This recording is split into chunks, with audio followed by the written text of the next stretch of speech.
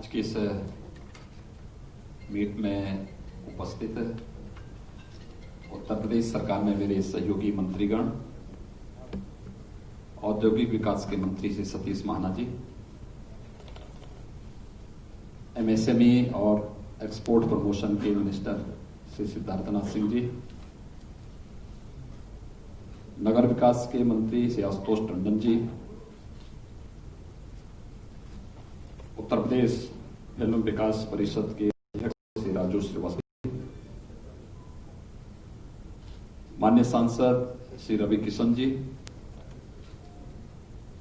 प्रदेश के औद्योगिक एवं स्थापना विकास के आयुक्त श्री आलोक टंडन जी,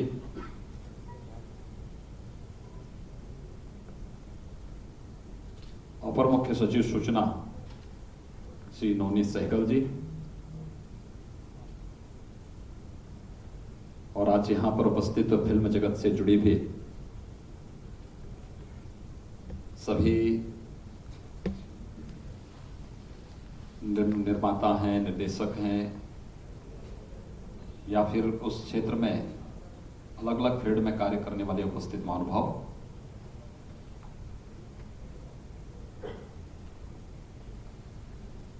फिल्म सिटी की घोषणा के बाद वर्चुअली एक बार आप सबके साथ लगभग मैंने संवाद किया है, लेकिन आज मुझे यहां पर बॉम्बे स्टॉक एक्सचेंज में एक कार्यक्रम में आना था। उस कार्यक्रम को संपन्न करने के बाद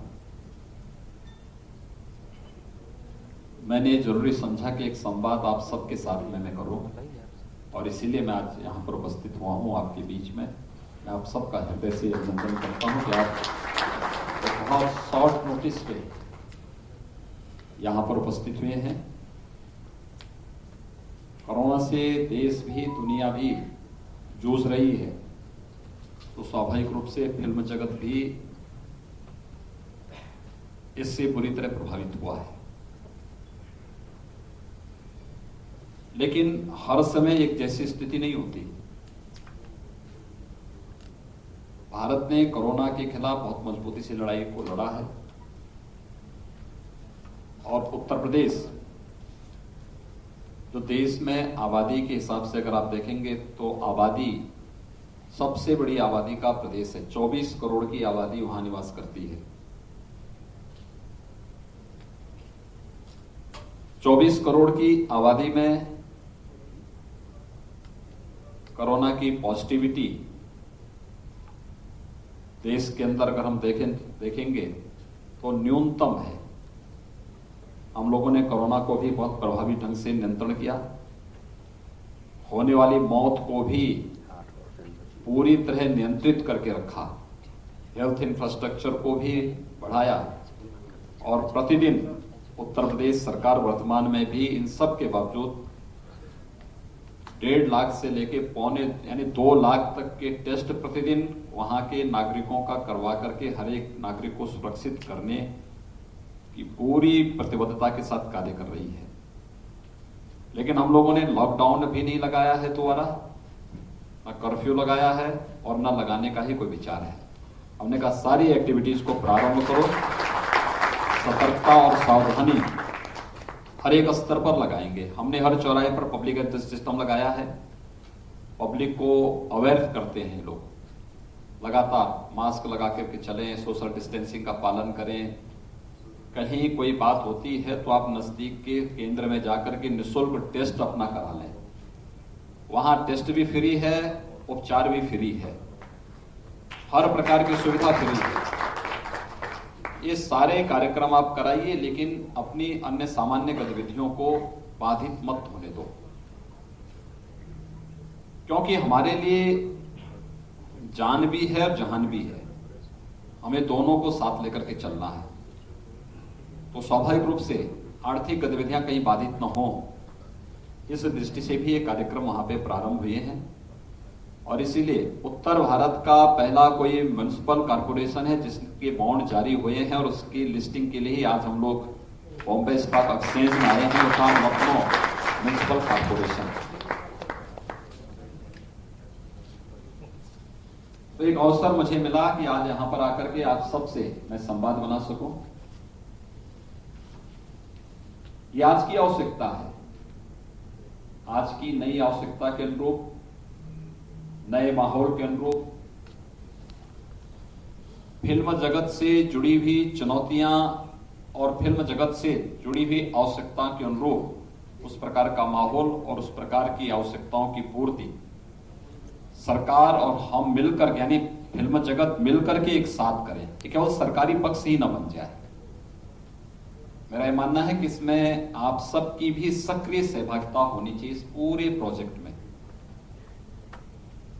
ये सरकारी आयोजन या सरकारी प्रोजेक्ट बनकर के कतई नहीं रहना चाहिए। सरकार सपोर्ट करेगी। फिल्म जगत से जुड़े हुए निर्माता, निर्देशक, एक्टर और इस फील्ड में काम करने वाले हर एक पक्ष की सहभागिता इसमें लीड करे और सरकार उनके पीछे रह करके उन्हें सपोर्ट करेगी। तो मुझे लगता है सफलतम कार्यक्रम हम लोग उत्तर प्रदेश के लिए दे पाएंगे, देश के लिए दे पाएंगे, दुनिया के लिए दे पाएंगे। लोकेशन आपके सामने यहां पे रखा है कि देश का सबसे अच्छा लोकेशन, एशिया का सबसे बड़ा एयरपोर्ट जहां बन रहा है जेवर में, उससे 6 किलोमीटर की दूरी पर यह लोकेशन है। यहां से दिल्ली आप आधे घंटे में जा सकते हैं, यहां से मथुरा वृंदावन आधे घंटे में आप जा सकते हैं, यहां से आगरा 45 मिनट से 1 घंटे के अंदर आप आगरा पहुंच सकते हैं।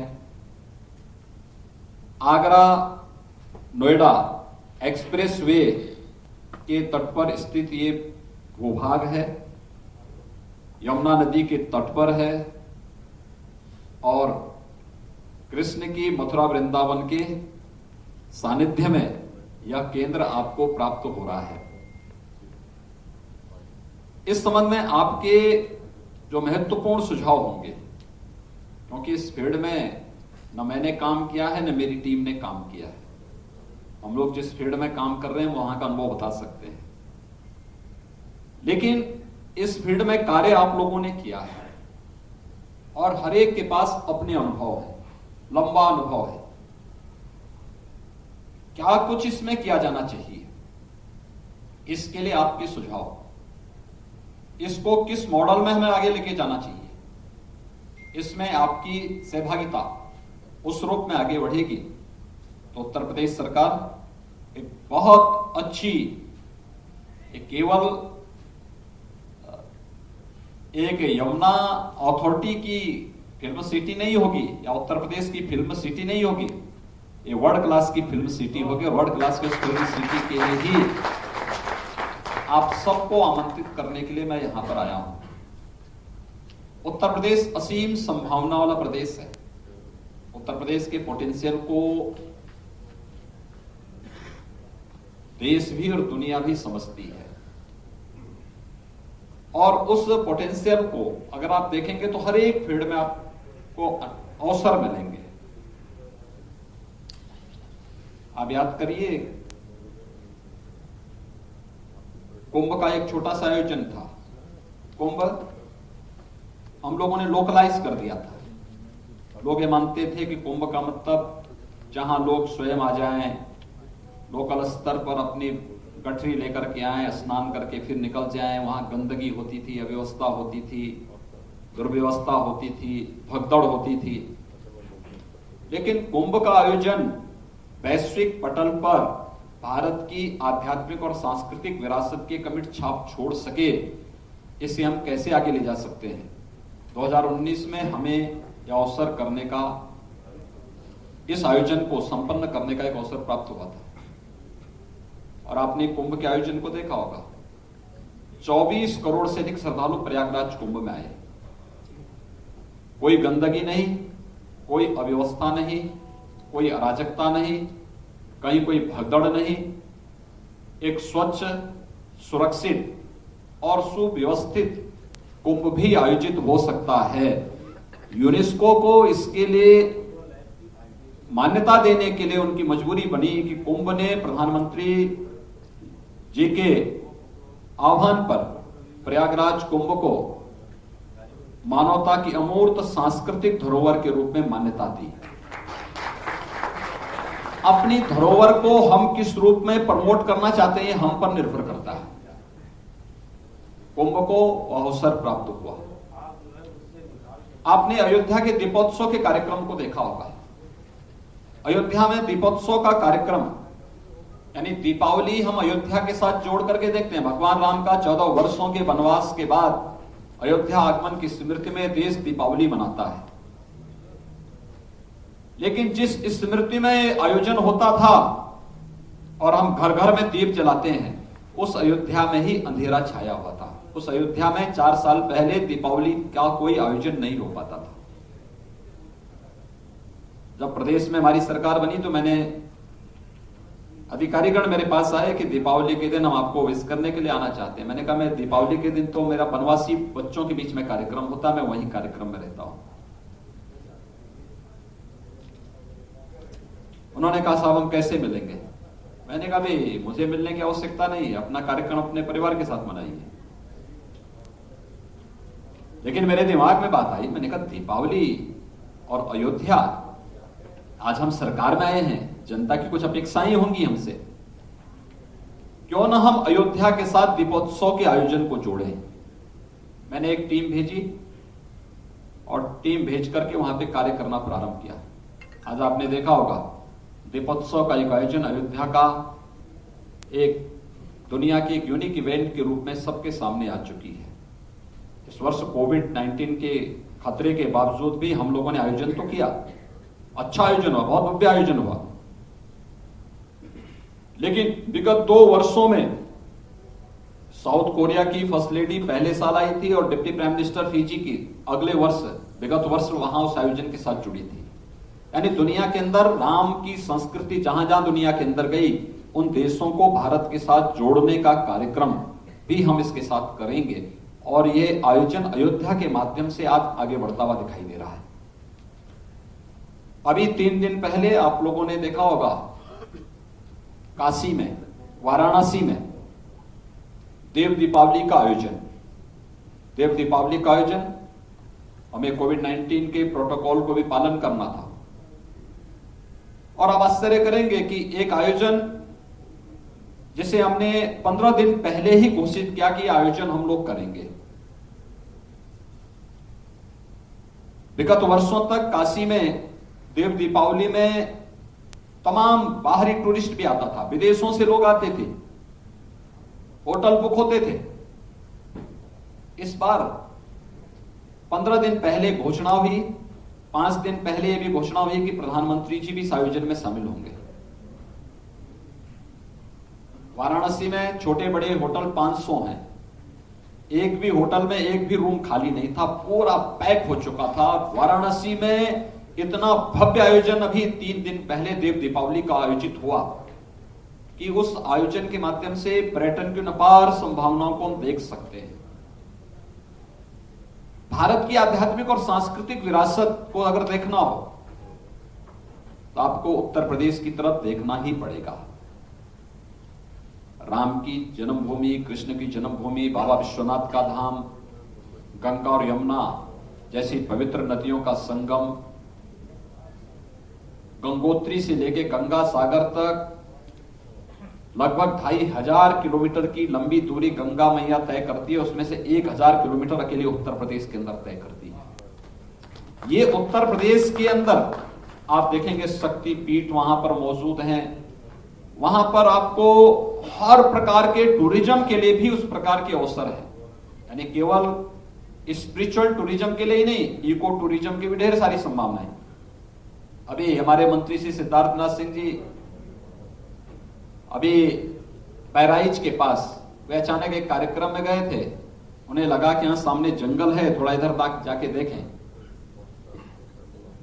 वहां से जो सीन उन्होंने देखी और जिस प्रकार से वहां उन्होंने देखा, वहां पे शेर देख रहे हैं, हाथी देख रहे हैं, वहां पे राइनो देख रहे हैं, वहां पर जंगल में जानवरों की और जंगली जानवरों की एक लंबी उनको कतार देखने को मिली।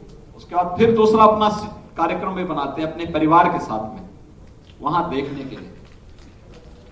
कितना यानी प्राकृतिक सौंदर्य की स्थिति अगर आप भारत नेपाल की सीमावर्ती क्षेत्र को देखें या फिर अगर आप विंध्य क्षेत्र में आप चंदौली,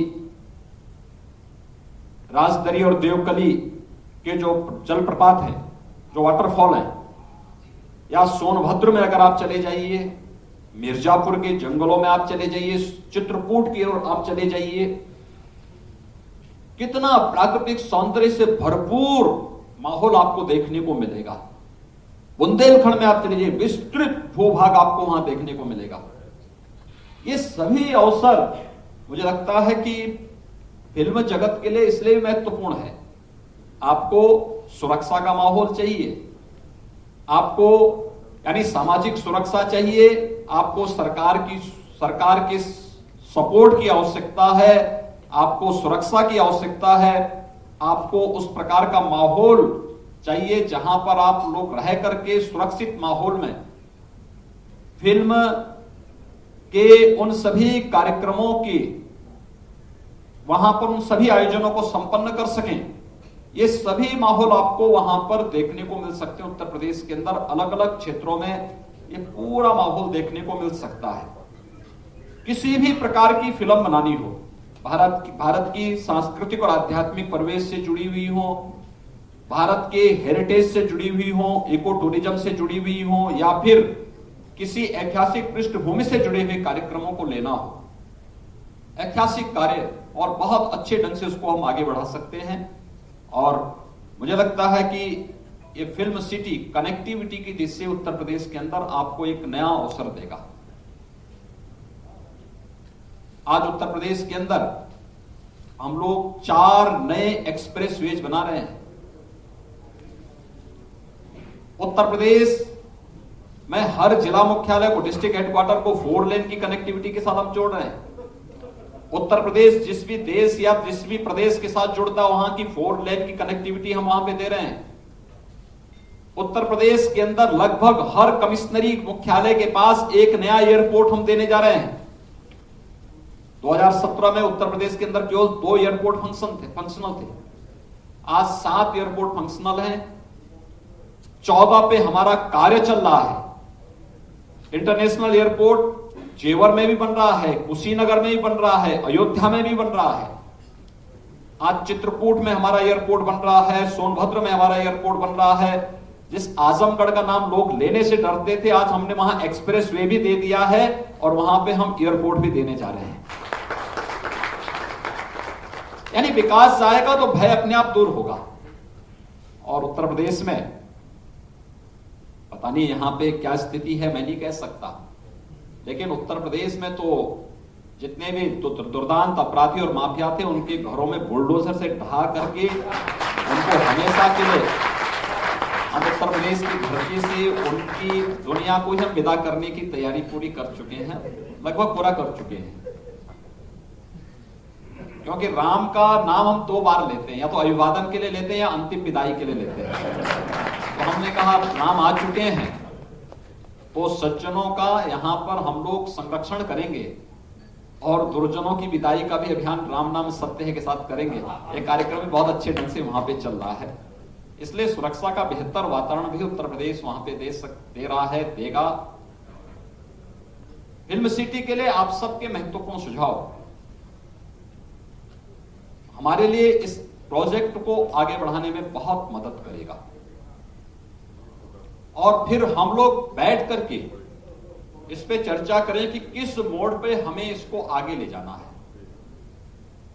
और मैं तो इस बात का पक्षधर हूं कि दोनों मिलकर के इस कार्यक्रम को साथ आगे बढ़ाएं, क्योंकि केवल सरकारी पक्ष न रहे उसमें, वो एक सरकारी प्रोजेक्ट बनकर के न रह जाए। इस दिशा में हमें विचार करना चाहिए। आपके सबके सुझाव इसके लिए मैं आमंत्रित करूंगा। मैं एक बार फिर से फिल्म जगत की आप सभी हस्तियों का हृदय से अभिनंदन करता हूं और विश्वास व्यक्त करता हूं कि उत्तर प्रदेश में फिल्म निर्माण के लिए भी और फिल्म सिटी के इस अभियान के साथ पूरी मजबूती के साथ आगे बढ़ेगा।